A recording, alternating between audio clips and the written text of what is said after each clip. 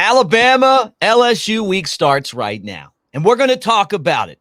It's time for Sunday rollback. We're not rolling back the bye week, but we're rolling out the catfish. Yeah, he's back.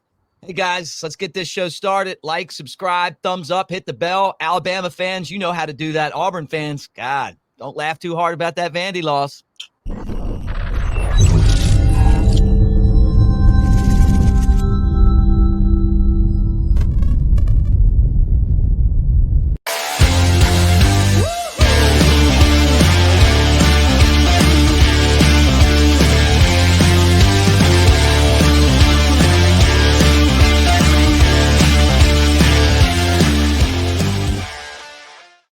All right, what do you say, folks? With Chad Anderson, I'm Mick Gillispie. Great to see you guys.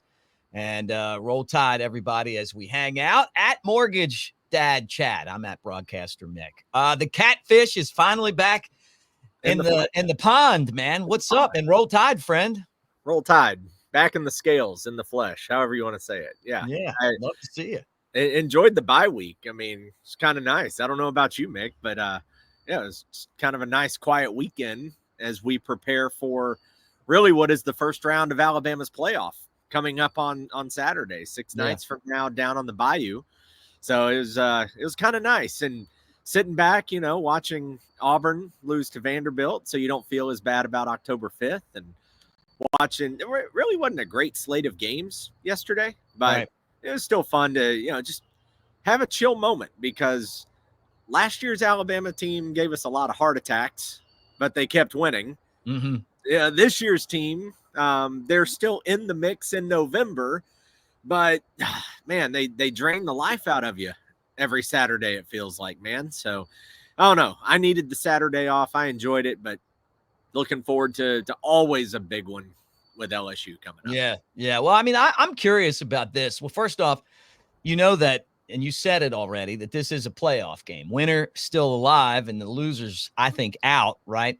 And Alabama needs this win, because even though the Vandy loss isn't as bad now as it was back when it happened, it still sucks. And to see the Vandy quarterback just like roll through the state of Alabama, I mean, like it's like Sherman's army. It's terrible. Seriously. I mean, what are we doing? Yeah.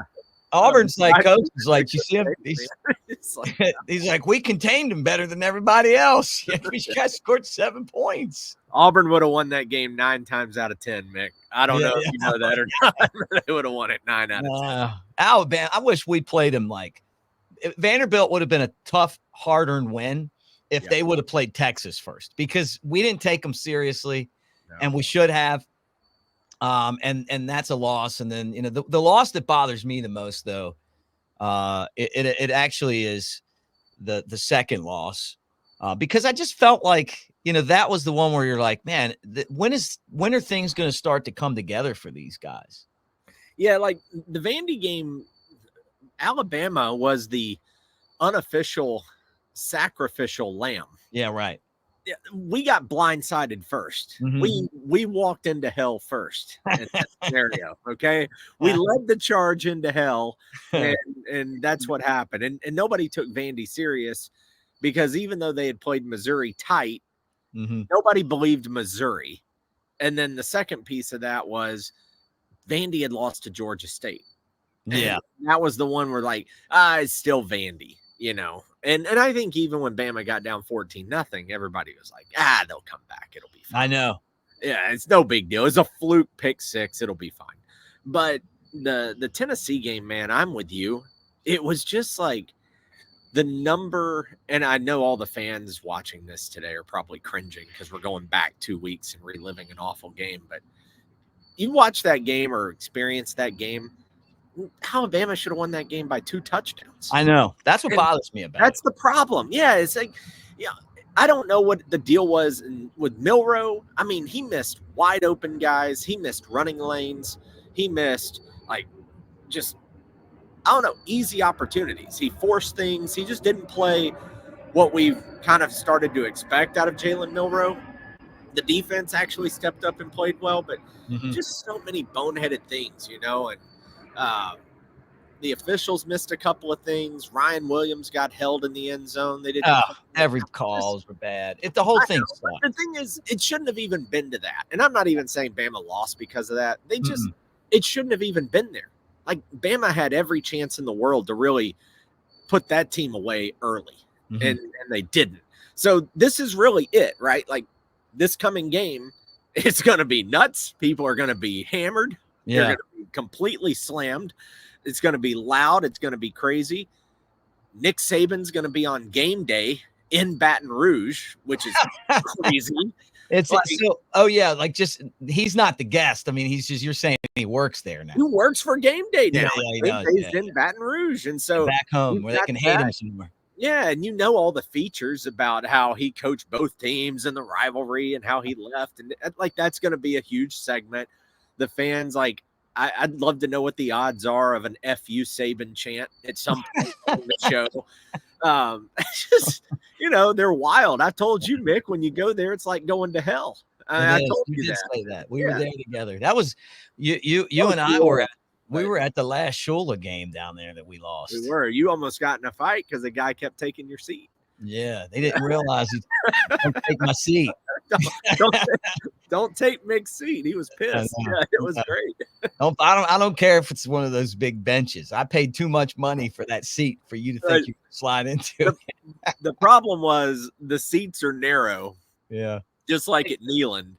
But this guy didn't pay for 3 seats. No, he should have. They had one too many people over there. Yeah, he covered too many stickers. Yeah. So, but I remember telling an LSU fan, like, in the line to get a drink, like they were making fun of Shula and stuff. And I go, that because the rumor was, hey, you know what, that we might be getting Saban. And he was like, that guy got real serious real fast. He was like, oh, no, he's a Miami Dolphin.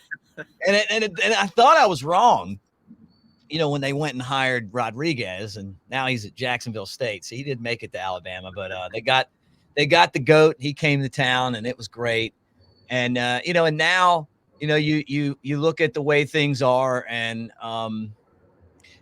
we're in a new tenure now, and for DeBoer, this is an important game because he's already lost to one rival. Yeah. And you start losing to these guys. You lose to these guys, and then you lose to Auburn. They're going to run you out of town. So this is a really important game for him, but it's also important for the team because this team has the ability to run the table, but they could also, end up losing 2 or 3 more games. Yeah, I've told so many friends, that the problem with this Alabama team, they could run the table and be a legit problem in the playoff. Mm-hmm. I don't think they're a national title contender, but they could run the table and be a problem in the playoffs. Right. They could also lose 3 of the next 4. Yep. They could also win this one and then stumble against Oklahoma or Auburn or both and miss completely. Like, that's the kind of team we're dealing with right now. And it's a lot like last year's team, honestly, because you just didn't know which team you were going to get at times. I mean, look at last year's team, beat LSU, pretty easily, especially in the second half, and then took a 4th and 31 to beat Auburn, and then you go beat Georgia. I think the biggest concern for me is ever since the first half of that Georgia game, Alabama hasn't looked good. Right. And that's the problem for me. And don't say Missouri, because Missouri sucks. And they were playing a backup quarterback, a starter on one leg, and then a backup the rest of the way. So I take the Missouri win, for very little. Just that was my thing, is just from the first half of Georgia, we haven't seen that team since then. And that's the scary part for me. Yeah, and I agree. I want your take on this. Everyone here knows mine, and I'll give it to them after you do. But what's your take on Jalen Milroe? Man, I can't figure him out. I swear. It's Milroe last year. You were right. You called it. He played hurt against Texas A&M. Mm-hmm. Went and won on the road. And then as Alabama got by a few more games, we started to see the real Milroe against LSU. And then remember how worried I was about the Kentucky game last year? Yeah, I told you not to worry about it. And we saw the true Jalen Milroe in that game. And then in Auburn, it was just weird, House of Horrors, whatever. But this year, it just seems off. It's the same thing. Ever since that first half of Georgia, he hasn't been the same guy either. He's still winning some with his legs, but against Tennessee, he didn't use his legs at all. I can't. The Tennessee game is what's throwing me off. Yeah, because it was such a bad game for him. Yeah, Like not even just a little bit down type game. Like it was an awful game for him. Yeah. And he went from being the Heisman favorite to he's not even on the board anymore. No, I know. And that's the way the Heisman goes a lot of times. But for him to just fall off completely over a matter of 4 games, I don't know. I don't get it. He's targeting the same guys too much. I think we saw Nick Sheridan in the offense game plan that against Missouri where sorry, we have contractors here. So. That's all right, man. Just keep going. We see he was targeting a lot of different guys. K-Law got more involved against Missouri. Kobe Prentice got more involved against Missouri. Bernard still had a few opportunities. Ryan Williams didn't have as many opportunities against Missouri, didn't have as many targets. So I don't know. I don't know if that's like setting it up for the rest of the season. Are players internally complaining that only 2 guys are seeing the ball? Really 3 if you count Dupree. Yeah. I don't know. But Milroe has now, I think, kind of fallen back into the old Milroe that nobody liked. And he's got to figure out how to turn that around because he's not playing with the same confidence right now. No, I agree, man. The ball down the field. I don't know why we're not throwing it down the field anymore. Because they can't block long enough for him to get in the pocket to throw the ball down the field. I mean, I think that Milroe, at the second half of the Missouri game, it looked like he was starting to come out of his slump, but he has got to run the football. And I've told everyone on here, I'm going to tell you in case you didn't, see the video. There's 3 things that Alabama, in my mind, has to do to win and then to run the table, right? The first thing is that, and this it's probably the number 1 thing, even though I'm going to tell you first and go backwards for some reason. But it's discipline. They got to be more disciplined. The penalties got to stop, and they got to stop with the undisciplined stuff, getting in, kicking the football when the official puts it down. And Kendrick Law's really idiotic personal foul in that Tennessee game when you're trying to drive to win the game. And that stuff's got to stop. The vanity stuff, as Coker said that Nick Saban used to yell at people. Or no, maybe it was Mike Johnson. One of those 2 told me, though, that was he just asked you about your vanity, if you're taken away from the team because somebody said something you didn't like or took a shot at you. Just beat them. We got to stop that. That's one. Second thing is Milroe's got to run the ball. He's not a Bryce Young. He's not a drop back guy. He's not Tua. He is. What makes him great is that he is a better running back than the running backs, or at least he was. Now, I don't know what's going on now because I thought he was hurt again. People were telling me close to the program that he's not. I don't know, but he hadn't looked the same since the Georgia game. And I think that's, those 2 things are really important for this team to win. I mean, but Milroe's got to get back on track. Yeah, no, he does. He's not the same guy for some reason. And, that whole thing about him being hurt, there was video of him coming out of the locker room pregame at Neyland Stadium. And people would say, oh, he's limping. I'm like, I don't really see it. And then, oh, he's limping. And then it comes up, but it never really gained any traction. So right. I don't know. Like we look for something, but sometimes maybe it is like, just like Major League Baseball players go in a hitting slump. Maybe that's it. Well, the third thing is that Bama's got to win third downs. Seeing them as bad as they've been since going into the Georgia game, they were one of the best teams in the country, third down wise, and they kept it going against Georgia. Since then, they've been terrible. They've been terrible on defense. It started on 4th down against Georgia in the second half, not third, but 4th. And then the Vanderbilt game. They convert like 5 of 5 or 6 of 6 on 4th down in that game. Something like that. Yeah. And then the next week, 12 of 16 for Vandy on third down. And then so Bama's got to win third down, and then on offense, they've got to get much better on third down. You know, they were 2 of 9 third down against Missouri. They've got to get better in that area too, or this is going to be a season where they're going to lose this game at LSU, and then all of a sudden it's going to be 3 games that are meaningless, which is crazy to think about. Let's also face it too. Tennessee's offense isn't that good, and that may be wild to say, but it just hasn't been that good. Nico has not been as fantastic as everyone was hyping him to be. He can be, but Heupel's got guys running wide open, and he's just not hitting them. So like the defense even isn't been, or like I'm not sold on them because Tennessee had guys wide open. They just missed them. And then against Missouri, again, you were playing with a really bad quarterback play. Brady Cook was hurt. And then Drew Pine comes in and he's terrible. So I'm not trying to take away from the defense because you still have to make the plays. I'm just saying, let's not like overpraise them for what they've done, you know, in the last few weeks, because this LSU offense that they're going to see, Nussmeier's going to chuck it.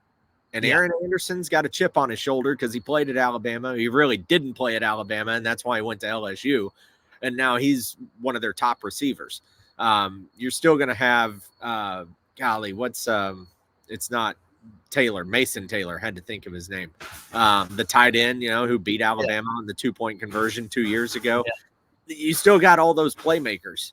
And so I don't know, just LSU at night and that offense, the defense, this is the biggest remaining test, and they have to step up and show up if Alabama's going to have a shot. And you're right, got to get off the field on third down, because if you don't, all you're doing at that point is just the drives get long and long and long, and you look up and time of possession's an issue.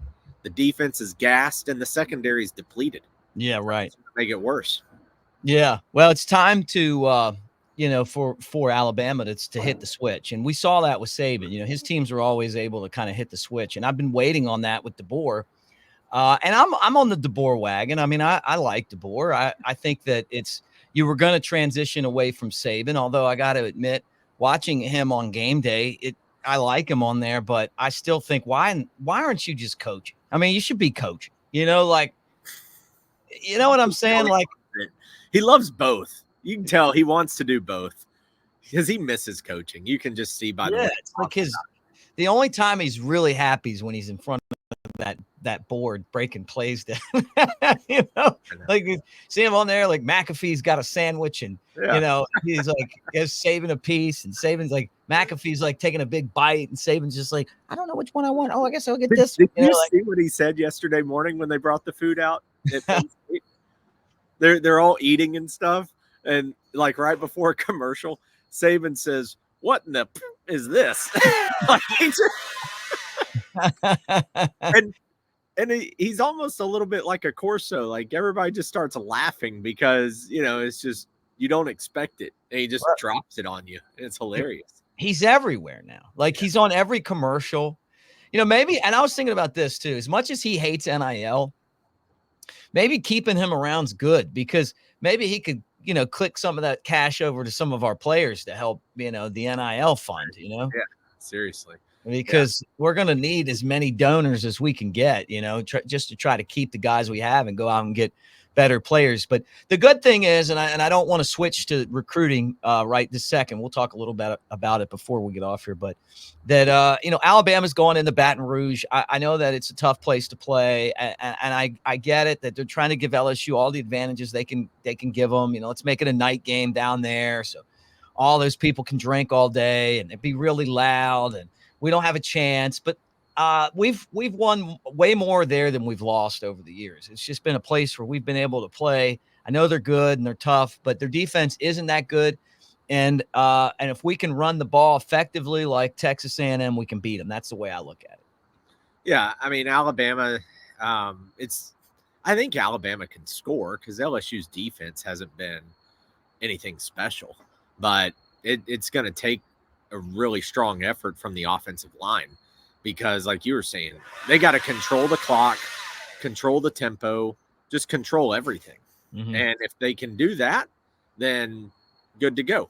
Alabama's going to be in great position. But if they can't do that and they can't get off the field on third down, they've got to establish a running game between Miller and Haynes. Yeah. But they just got to get, I don't know, more balanced as well. It seems like that the run hasn't really been there as much as you would like it to set up the throws. And so hopefully Alabama can get the run game going a little bit better. Yeah. I'm looking forward to just to seeing how they prepare for this game and seeing if they're ready to reach their potential. But as much as some people don't like Jalen Milroe, the only way that Alabama wins this game is if Milroe is able to run the ball and get chunk runs like he did against LSU last year and convert on third down. And if he can't do that, and if he looks like he did against Tennessee and he's not hurt, then you know what? He's like every other player on the team. And if somebody else on the bench can come off and do a better job, then that's just the way it works. I hope that's not the case because I've liked Milroe since last year. I think he's earned the position. I've never bought in to the backup quarterback being better than the starter, except with Tua. And that's because I kept hearing at practice that he was ripping up that defense that was amazing. And I Mike Johnson and I talk about that a lot on the All-American Report on Cover Crimson because we both knew different people and they were telling us the same thing. Hey, this guy's really good. And Hurts was having a tough time throwing the ball. I'm not hearing that. You hear that these guys are okay, but Milroe's still like by far from what I'm hearing the best option. Have you ever asked Coker what it was like for Cooper Bateman to start that Ole Miss game? I mean, yeah, because you mentioned that, like the whole backup quarterback thing. Yeah. And it was obvious after what, 2 possessions? Like, oh God, get him out. Kind of like when Tyler Buckner started at South Florida last year. Like, oh my God, this guy ain't it. It one half and Nick Saban, was walking back into the locker room at halftime like he got hit by a Mack truck. I mean, it was he just was like, I have no idea what's going on. So I would say this though, and if Milroe doesn't play well against LSU, okay, this is where I get torn because Milroe wants to obviously play in the NFL. He's going to have 3 more chances, Mercer, Oklahoma, Auburn, to put his talent on display before the NFL draft and the bowl game. But for the sake of Alabama, if Milroe struggles against LSU and you lose the game, do you not go Ty Simpson, at least for the Mercer game and maybe Oklahoma? Because at that point, your season's over and you have to start treating this more like an NFL type situation where you go, what do I have? Because this guy's not coming back next year. He's gone.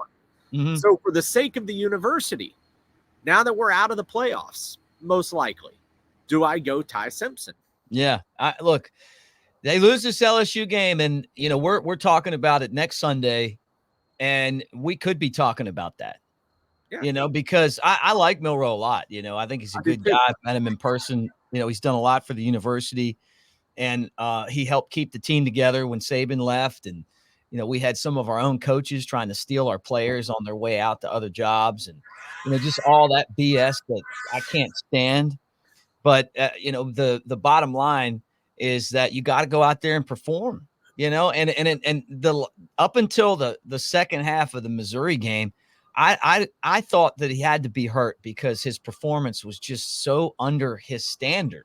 So I hope that changes. But if he loses this game to LSU, and then we're looking at, playing in the Cheez-It Bowl. I mean, who cares? I mean, you start to prepare for the next year.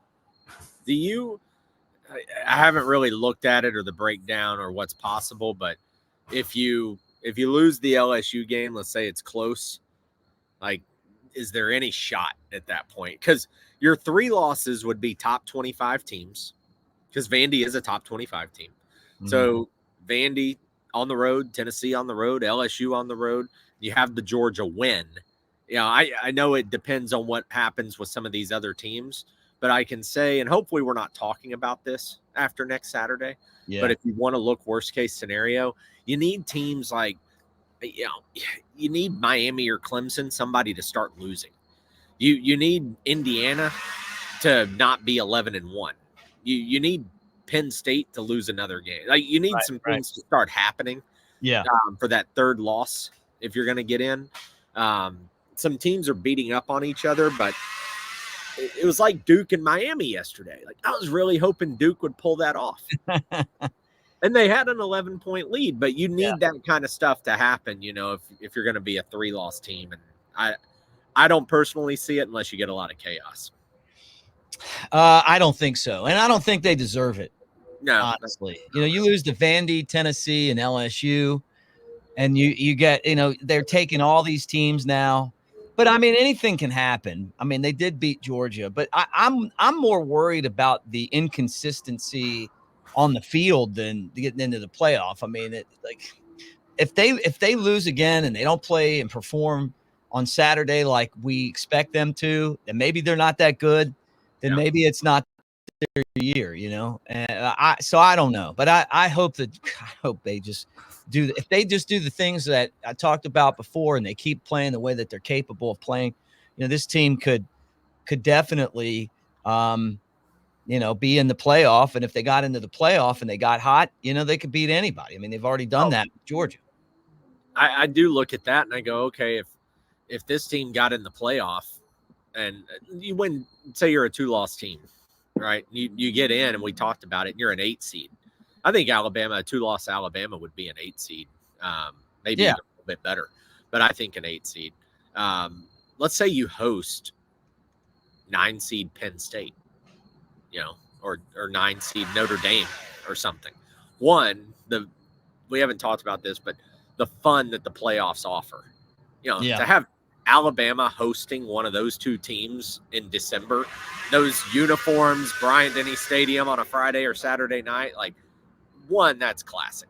But, you win that game, or if you're the 7 seed or the 6 seed, you got a chance of 8-9 is probably a bad example, but if you're the 5 or the 6, you get to play the 11 or the 12. And then after that, you get to go play the ACC champ or the Big 12 champ. So you're playing like BYU, or you're playing Iowa State, or you're playing, Miami or Clemson or something. That's a whole lot better than going up against Ohio State. Right. The second round or the quarterfinal. No, I agree with it. Again, like you said, depending on what happens, where it happens, how it falls. All right, so let's talk about recruiting before we get off here, because that's an area where Alabama's really done well, and they, according to On3, they're number 1 ahead of Ohio State. Still have some room to add a couple guys, but I'll tell you, man, that's an area where you worried with Coach DeBoer. And the on-field coaching. I mean, I feel like he's learning on the job still. Trying to figure out kind of the conference and, and what these rivalry games are like and all of this stuff. But with all of that said, you look at the recruiting part of it, and with Auburn losing to Vandy and the spiral there, wonder if you can go after some of those players that are committed to Auburn and try to bring them on board. I mean, how much more of a leash is Hugh Freeze going to have? I don't know. He's what, 9-13 down on the Plains, something like that. I mean, it's been terrible. Yeah. So for sure, you could look at snagging some recruits. You grab some players out of the transfer portal. You could flip some. You could, get more in-state type guys. But recruiting wise, that's what's been, I think, leaving everybody very positive minded, even with what's going on this season. Yeah. That DeBoer was left with a stocked cupboard. Now, yes, there were some guys had to be replaced. You had to have some portal guys come in, but let's be honest. I mean, Brailsford came in. He's been good. I wouldn't say he's been elite. I don't know if I'm alone in that, but good, but not elite. At least he can snap. Some people think Mike Johnson seems to think that he's really done a good job. Yeah, I don't have a problem with him. He's much better than McLaughlin. Oh, yeah. So I don't have a problem. Goes without saying. He can snap the ball. But Keon Sabb, I think he's played really well. I know he's hurt right now, but he's been playing well and fighting through some things. So there have been guys who, Damani Jackson, there have been guys who have come in and done their job and played well. But DeBoer getting his guys in, I think is going to be just the telltale. Like, what does it look like next year, and what does it look like in year 3? Because your system's in place, you've had a chance to recruit specifically to it. You've had guys who are actually in it for longer than just 7-8 months. That's not to make excuses. It's just the reality of it. So I think building that is going to take a minute, but I think Bama fans have to go, wait, he's still getting top 5 recruiting classes and players, and we're not playing like Alabama's used to playing. Right. And he's still bringing those guys in. Yep. So I think it's still going to be fine long run. It's weird saying get his own guys, but seeing some of the discipline issues that, that they've had this year, it does feel like getting his own guys might matter. Even though he's got good players now, he'll get good players, but maybe their personalities will match kind of what he expects. And because I didn't watch a lot of Washington games, but I don't remember those guys, being as undisciplined as Alabama. And it's been a trend for Alabama. I mean, Saban's teams weren't disciplined over the last 3 years too. So it's not like DeBoer could come in and wave the magic wand and all of a sudden these guys start figuring it out. And so I guess I'm just hoping that, here in the near future that we kind of see a change when it comes to that aspect of things, where they get a little bit more disciplined. But the recruiting class is there, and it's going to be fun talking about this. It's also going to be fun talking to you about your new venture. Look at you on there. You got new colors, new brand, same headshot, new colors, new brand, some new logos, some different things. But yeah, it's been fun. It's been a good year. We appreciate everybody who's reached out, on this channel and talked to me or let me help them. Truly appreciate it. You have no idea. But mortgages, refinancing, real estate, all those things. Real estate still the biggest investment of your life, best long-term investment you can make in your life. Refinancing is still a thing. Unfortunately, and I was saying this last year, it's still true, is people are in all kinds of debt. And if you are, that's okay. There are a lot of people who are. We've been saving people anywhere from $200 and $300 a month to one couple $1,500 a month, one couple $3,000 a month. So those are all true stories. We've also helped shorten mortgage terms, from 25 years left down to 15 years, all those kinds of things. We've been helping people qualify, self-employed people who didn't think they could qualify. We've saved like 3 loans just last month who people were told they couldn't get a house. We got them a house. So anyway, I'll shut up on all that now, but that's all my stuff. That comes directly to me. I'm the one who answers it. So website, chadwickanderson.com, chad@chadwickanderson.com. And then that's my phone number. Again, that's my phone number. Rings, text, I'll be the one to answer it. Would love to help if you want to chat.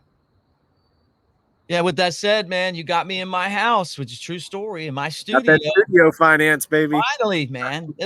I didn't know I would ever be able to own my own house, which it was pretty crazy. It was definitely a difficult process, but when it all got done, man, I'm like, man, I did it. A lot of hard work. That's a great testimony because Mick's self-employed. Yeah. So again, when I mentioned that's why it makes it tough. Yeah. Because you do your taxes differently and stuff. It's not that I wasn't paying my bills or anything, but but you guys that are self-employed know what I mean. I'm self-employed. I get it. Yes. Yeah. I want to tell you guys too that we're always presented by our friends at Pearl River Resort. But before we go there, let me throw this up on the screen. Chad, I'm going to tell you this. You're a Daniel Moore fan, newlifeart.com, 20% off all the classics. And I know you guys have been going out there and you've been pimping your man caves, and do it. You've got to make sure, though, you can't just tell them that you heard about the show on the Bama Tailgate show. You got to put the Bama Tailgate in there when you pay. The promo code is Bama Tailgate. That gets you the 20% off. So remember that, peeps. 20% off when you use that promo code Bama Tailgate. And we appreciate you so much. And so many of you guys have already gone on and gotten in there and and pimped out your man cave. But I got this one up here, Chad. This one will make you jealous. The late great Brett Elmore got this for me. It's the Petway layup print, which is the hardest way to get. Yeah. the Petaway. That is a very difficult print to find. You don't see many of those hanging around. That was awesome. I was at that game. So was I. I charged the court out of the old people section. I was the one that started the court charge because I had the WVUA seats. You hurdled press row. It was back when we were like the first 3 seats. Ran out there. I didn't know that we didn't charge the court. We won the SEC. It was great. Anyway, I got print 70 of 223. They only 223 of these, but they have a lot of great stuff at newlifeart.com, guys. Check it out. And then if you're a guy that knows the gambling scene, like the original King Capper, Chadwick Anderson, Pearl River Resort's got the Timeout Sports Lounge. It's a Golden Moon casino. And if you play $50 at Timeout, put it on Bama basketball. This is our year. We're winning the Natty. You can play the Dancing Rabbit Golf Course, which is the Augusta you can play for $40. And we are going to be there for the Tailgate show. Jake Coker and I, you're invited, Catfish. When we play Oklahoma, we'll be there doing the show at Dancing Rabbit on that Friday. So come by and hang out with us. We'll be doing it out there on the course, but check it out. Table games and slots, roulette, the whole deal. Silver Star, Golden Moon celebrating 30 years, some great concerts. Scotty McCrary's coming up here in a couple of weeks. Tonic and Fuel are playing as well. The 90s, which Coker said he's had that in his headsets before, getting ready for games. So you guys find out more at pearlriverresort.com. Great to see you again, Kat, and let's do it again soon, brother. Yeah, man. Thanks for having me. Good to see everybody. All right, roll tide, guys.